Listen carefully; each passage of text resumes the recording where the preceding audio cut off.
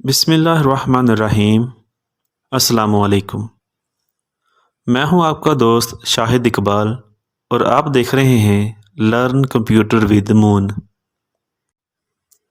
जी तो दोस्तों, कैसे हैं आप सब? उम्मीद करता हूं खैरियत से होंगे। आज की वीडियो में हम सीखेंगे how to apply sum product formula in MS Excel sheet, यानी कि एमएस एक्सेल शीट में सम प्रोडक्ट फार्मूला को कैसे इस्तेमाल करते हैं।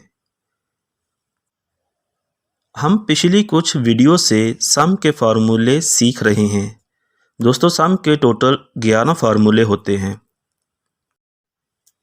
Number 1 sum, number 2 sum if, 3 sum ifs, 4 sum product, number 5 sum SQ, number 6 sum x2 my2, number 7 sum x2 py2, number 8 sum x my2, number 9 D sum, number 10 I M sum, number 11 series sum.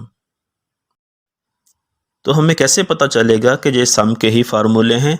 तो आप किसी भी cell के अंदर जब कोई भी सम का फार्मूला अप्लाई करने के लिए इज इक्वल टू सम लिखते हैं तो सम के इन तमाम फार्मूलाज की लिस्ट ओपन हो जाती है, जैसा कि आप देख रहे हैं। सम के इन तमाम फार्मूलाज में से पहले 3 का इस्तेमाल हम सीख चुके हैं। Sum formula, sum if formula और सम इफ्स फार्मूला। इन तीनों का इस्तेमाल और तरीकाकार क्या है, इनकी अगर आपने अभी तक वीडियोस नहीं देखी तो नीचे डिस्क्रिप्शन में इनका लिंक मौजूद है, आप देख सकते हैं। और अगर आपने अभी तक मेरे चैनल को सब्सक्राइब नहीं किया तो प्लीज़ चैनल को सब्सक्राइब कर दें। दोस्तों, सम प्रोडक्ट का फार्मूला मल्टीप्लाई और सम का एक साथ काम करता है और इसे एडवांस वर्क भी कहते हैं। इसमें आपको ज़्यादा मेहनत और टाइम नहीं लगाना पड़ता। आइए इस शीट के ज़रिए इसका इस्तेमाल सीखते हैं। इस शीट में कुछ आइटम्स के नाम लिखे हुए हैं और इस कॉलम में इनकी प्राइस है, साथ वाले कॉलम में इनकी क्वांटिटी है। अब हम इनका टोटल खर्च निकालने के लिए क्या करते हैं कि पहले इनकी प्राइस और क्वांटिटी को मल्टीप्लाई करते हैं और बाकी के लिए ड्रैग डाउन कर लेते हैं और फिर इन सब प्रोडक्ट की टोटल कास्ट मालूम करने के लिए सम का फार्मूला अप्लाई करते हैं। तो इस तरह हमारे सामने शीट में मौजूद तमाम आइटम्स का टोटल खर्च आ जाता है। लेकिन अगर हमने यही काम सम प्रोडक्ट फार्मूला को अप्लाई करके करना हो तो इसका क्या तरीकाकार होगा? तो इसके लिए लिखते हैं is equal to sum product bracket open, फिर ऑप्शन है एरे 1। एरे 1 के लिए हम पहले कॉलम को सिलेक्ट कर लेंगे, फिर ऑप्शन है एरे 2 और एरे 2 के लिए इसी तरह हम दूसरे कॉलम को सिलेक्ट कर लेंगे, फिर ब्रैकेट क्लोज और इंटर प्रेस करेंगे। तो इस तरह हमारे सामने वही टोटल खर्च आ गया जो हमने अलग अलग प्रोडक्ट की प्राइस को क्वांटिटी के साथ मल्टीप्लाई किया था और फिर इन सब का सम लिया था। तो यही काम सम प्रोडक्ट फार्मूला के ज़रिए बहुत ही कम वक्त और मेहनत में हो गया।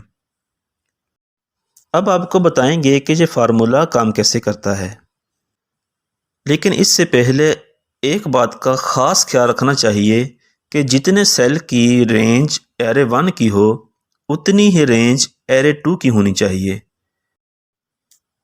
क्योंकि सम प्रोडक्ट का फार्मूला एरे 1 की पहली वैल्यू को मल्टीप्लाई करता है एरे 2 की पहली वैल्यू के साथ, प्लस फिर एरे 2 की दूसरी वैल्यू को मल्टीप्लाई करता है एरे 2 की दूसरी वैल्यू के साथ,